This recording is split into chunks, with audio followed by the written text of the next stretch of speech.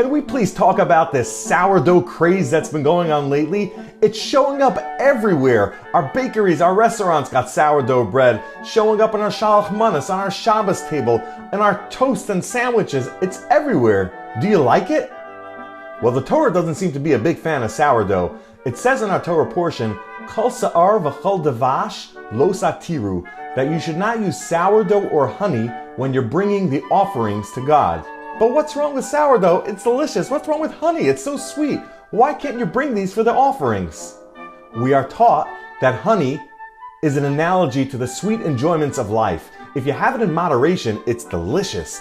But if you overdo it and you have too much of it, just like having too much honey, you'll be nauseated and sick to your stomach.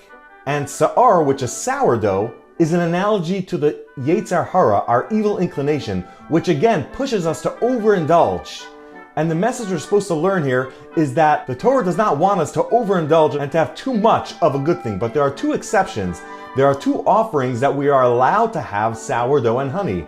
And those are the two loaves that are brought on the holiday of Shavuos, because when we celebrate getting the Torah, which is the antidote to the Yetzer Hara, the evil inclination, we're allowed to have that sourdough because we have the antidote for it, the Torah. Also, when bringing the Bikurim, the first fruits of the season, we're allowed to have honey then, because when we recognize and appreciate that everything comes from God, we're allowed to enjoy what we do have and we won't get out of hand. So the message is clear. Enjoy life, enjoy that sourdough, just make sure not to overdo it. Have a great Shabbos.